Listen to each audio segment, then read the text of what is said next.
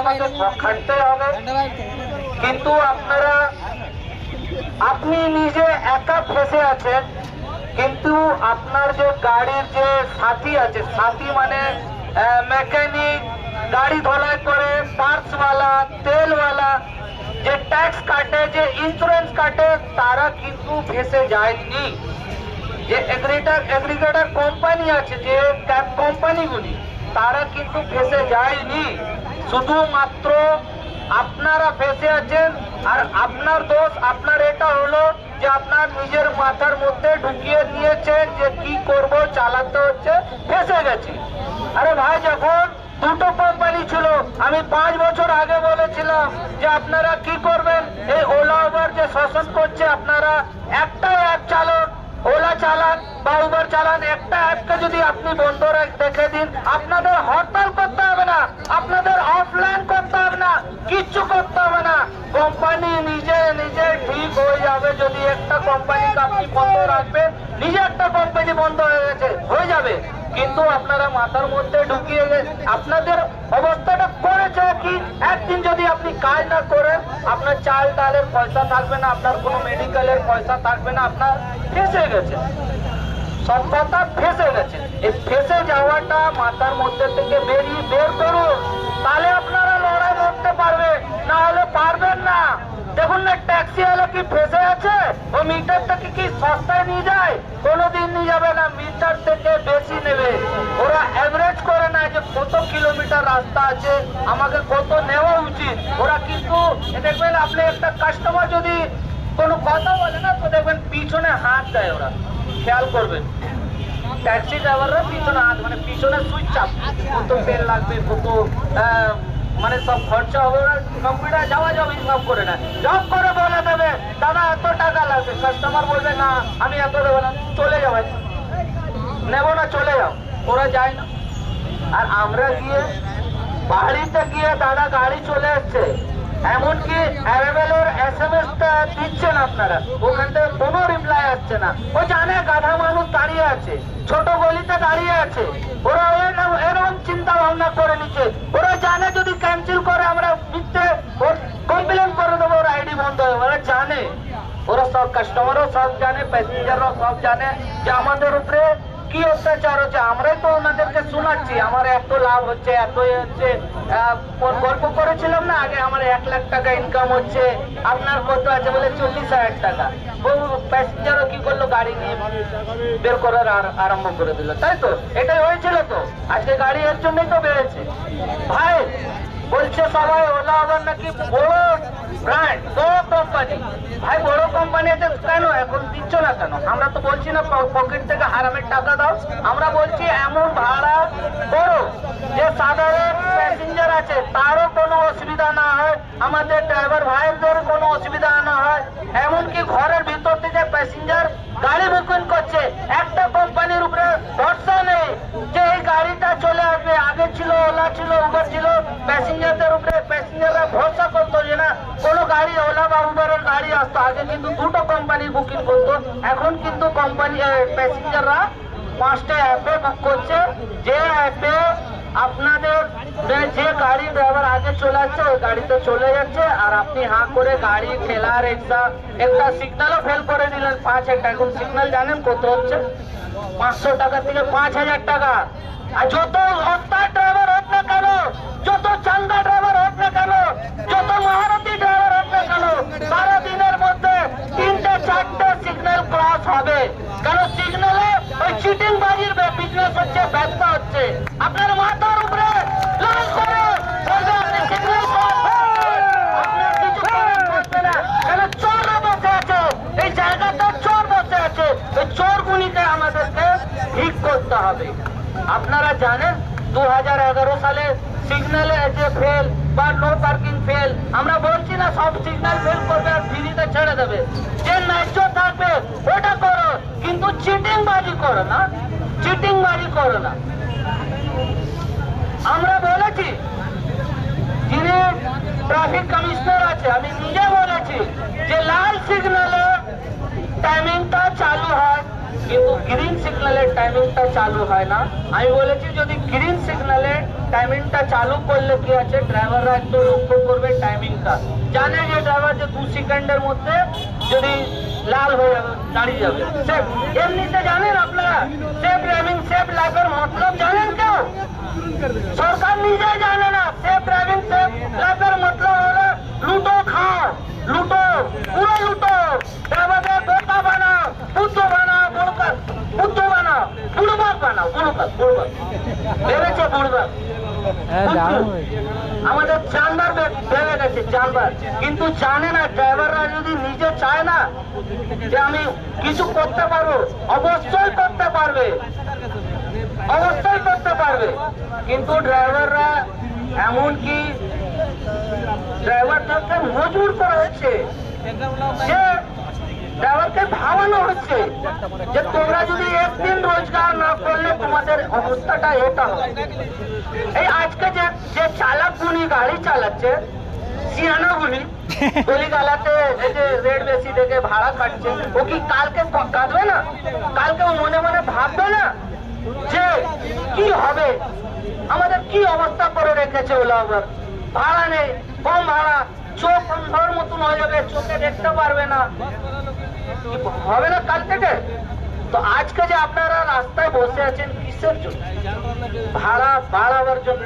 এর কারণটা হলো আমাদেরকে শেষ করার প্ল্যানিং চলছে, শেষ, খতম, খালাস। গরিব মানুষ থাকবে না, গরিব মানুষের দরকার নেই। আজকে গরিব মানুষের যদি রোজগার বাড়ে, আপনি নিজে বলুন, যদি ড্রাইভার, ক্যাব ড্রাইভার বা taxi driver, rickshaw driver, auto ড্রাইভারদের যদি রোজগার বাড়ে, বাস ড্রাইভার, তাদের যদি রোজগার বাড়ে, তার বাচ্চা তো নিজে নিশ্চয়ই ভালো স্কুলে পড়াবে, ভালো স্কুলে পড়াবে কেনা? যদি ইনকামটা বেশি হয় পড়াবে তো। আর যদি ইনকাম কম হয়, তাহলে ওই যে 8,000 স্কুল বন্ধ হয়ে গেছে, ওই স্কুলের মধ্যে বাচ্চাকে ঠেলে দেবেন, ভবিষ্যৎটাকে নষ্ট করে দেবেন। আজকে শিক্ষার অবস্থাটা কি হচ্ছে আপনারা তো জানেন। আপনারা চারটে গেটের গাড়ি চালান, 4 গেট আছে আপনাদের। আপনাদের বুদ্ধি জ্ঞান বেশি হওয়া উচিত। আপনাদের থেকে চালাক কোনো নেতা হতে পারে না। আপনারা চারদিকে সমাজে ঘুরে, আপনাদের সাথে পুলিশ, জজ, ডাক্তার, যে কোনো মানুষ, গরিব, ভিখারি, সব রকম লোক আপনার গাড়িতে ওঠে। তার মানে আপনার কি রকম চালাকি বুদ্ধি হওয়া উচিত। আর এটা আমি বারবার বলছি, মাথা থেকে বের করে দিন যে আমি ফেসে গেছি। আরে ভাই, ফেসে থাকবে কেন? তুমি 10 লক্ষ টাকার গাড়ি কিনেছো, 105 টাকা 10 টাকা তেল কিনছো, তেলওয়ালা কি ফেসে গেছে? তেল কি আপনার দাম কম নিচ্ছে? কেন ফেসে যাবে? আপনারা এখনো ঠিক হয়ে যান। ঠিক বলেছেন, ঠিক বলেছেন। অনেক বাজে আসবে, অনেক খারাপ আসবে। ওরা চাইছে ক্যাব অ্যাগ্রিডেন্ট কোম্পানি যে এদের গাড়িটাকে শেষ করে এরা মার্কেটিংটা করে নিয়েছে। এবার যদি আপনি না চালালে ওরা নিজের গাড়ি বের করবে, এরও বিরুদ্ধে হবে, এটাও হবে। কিন্তু কোম্পানিগুলি বলেছে ইন্ডিভিজুয়াল গাড়ি, মানে আম লোকের গাড়ি কিনবে, ওরা কিন্তু গাড়ি বের করতে পারে না। এটা বেআইন করে বলছে। বিলিট বের করেছে, কোলার ফ্রি কিছু নাম দিয়েছিল লকডাউনের আগে, 70,000 টাকা করে নিয়েছে। জানেন আপনারা, 80 খানা গাড়ি বলেছে গোডাউনে রেখে দিন, আবার পরে নেবেন। 70,000 টাকা করে ওদের চপ্পল দিয়ে। আর ওটিএল কোম্পানি, এই হেয়ার স্ট্রিট থানা, ওটিএল কোম্পানি এসেছিল, সবার টাকা নিয়ে গেছে। দুধ কোম্পানি সবাই চলে গেছে। কয়বার আমার কাছে কল এসে, এখন দেখবেন একটা চিটিং বাজ দেখবেন ফোন করে, বলে আমার বউ হসপিটাল আছে, 3,000 টাকা পাঠান। আমি আমার কাছে দুবারে র্যাপিডো দেখুন। তো ওরা জানে সারাদিনের মধ্যে কোনো না কোনো বোকা আসবে। আমি বোকা বলছি, আপনার কি হারামের টাকা আছে? 3,000 টাকা ওকে ইয়ে করবেন। আপনি একটা বিড়ি নিন, সিগারেট নিন, বা কোনো ঠান্ডা কিনুন, আপনি বলবেন যে আমি পরে এসে আমি দিচ্ছি, আপনাকে ছাড়বেন? আপনার আকাল নেই, বুদ্ধি নেই। আপনি যে সারাদিন ক্যাশ পেমেন্ট নিয়ে আপনি প্যাসেঞ্জারের ভরসায় আপনি সারা রাস্তা ঘোরাচ্ছেন 12 ঘন্টা 13 ঘন্টা, তারপরে প্যাসেঞ্জার পালিয়ে যাচ্ছে। কোম্পানির নিয়ম কি আছে? পয়সা আদায় আপনাকে করতে হবে। আপনি কি বলেছিলেন যে আপনারা যদি 12 ঘন্টা 8 ঘন্টার বুকিং যদি পান, তাহলে কি করবেন বলবেন। বুঝানোর তো আপনার কাজ, সবকিছু কি আমরা বুঝিয়ে দেবো?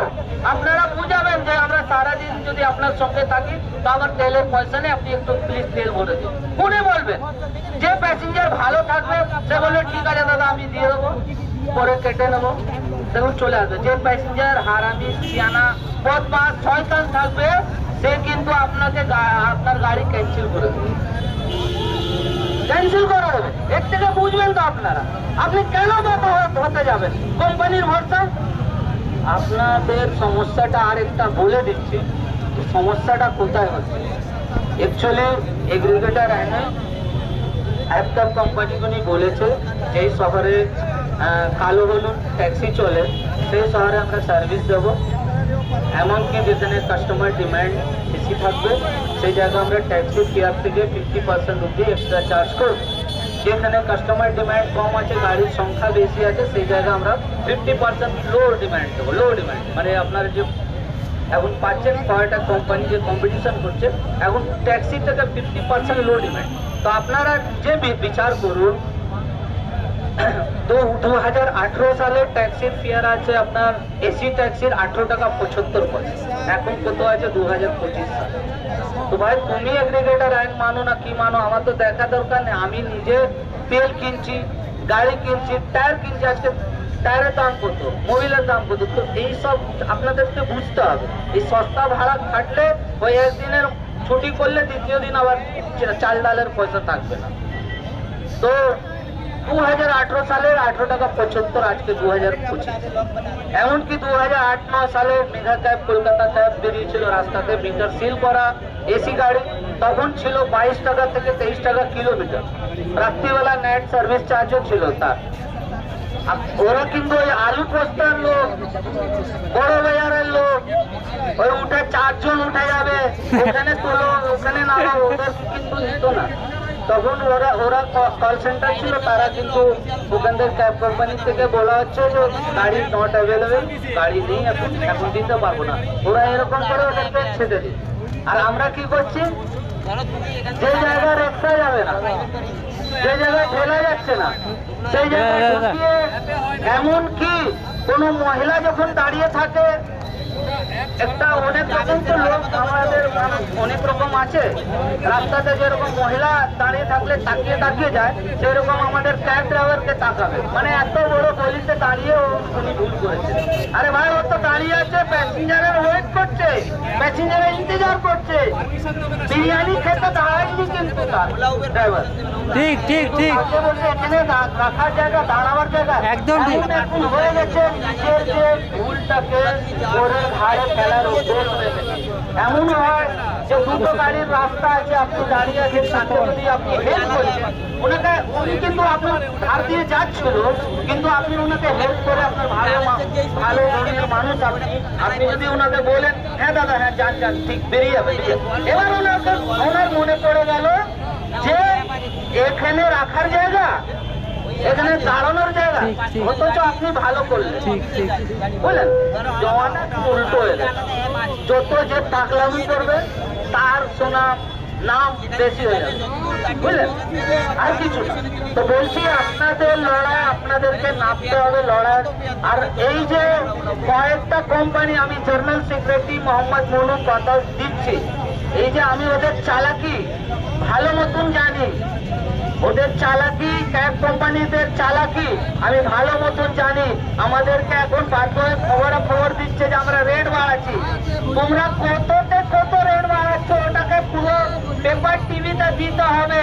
ওই 10 টাকা কিলোমিটারের জায়গায় 10% বাড়িয়ে দিলাম, বিভিন্ন পেপার কাগজ মিডিয়াতে দিয়ে দিলাম যে রেট বাড়িয়ে দিলাম, পাবলিককে উৎসাহিত করে দিয়েছো, আর ড্রাইভার আর আমার মাথায় বাড়ি মারলে তা কিন্তু না।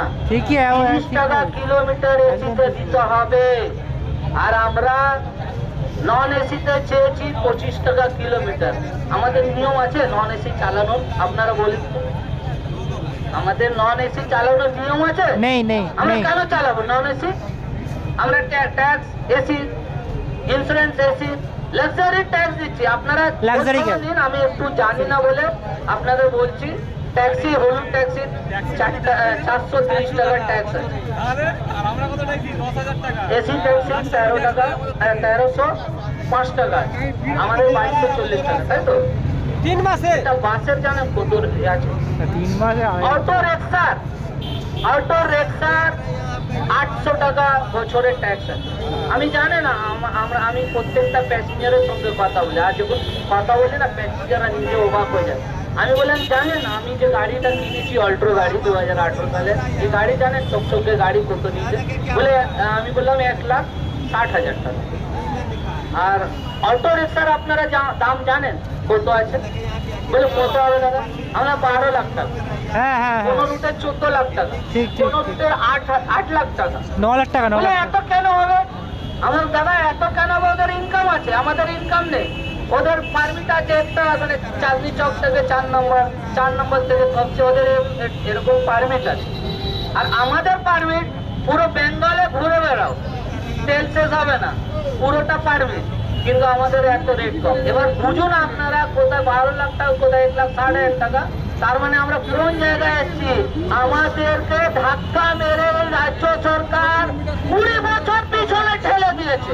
20 বছর যদি আপনারা না বুঝেন, না রাস্তায় নামবেন, আরো ধাক্কা মেরে ঠেলবেন, আরো ধাক্কা মেরে। আপনি নিজে চিন্তা করুন না, আজকে আমাদের ড্রাইভাররা ভাবছে আমি ভাড়া খাচ্ছি, ওরা বসে আছে, অনেক টাকা দেখবেন হাসতে হাসতে যাবে। কেন? ওর সমাজে কেউ, ওরা তো ওদের গোষ্ঠীর মধ্যে কেউ ভালো কাজ করেনি, সমাজের জন্য চিন্তা করছে না। আমরা তো সমাজের জন্য চিন্তা করছি। তার জন্য তো কোভিডে যখন লকডাউন হয়েছে আমাদের 300 ক্যাব নামিয়েছি, যখন মানুষ রাস্তায় ভয় না বাড়িতে ছিল। আমি নিজেও চালিয়েছি, কোভিড পেশেন্টকে হাত ধরে তুলেছি। আমি কোনো ভ্যাকসিন নিইনি, কোনো স্যানিটাইজার মাখতাম না।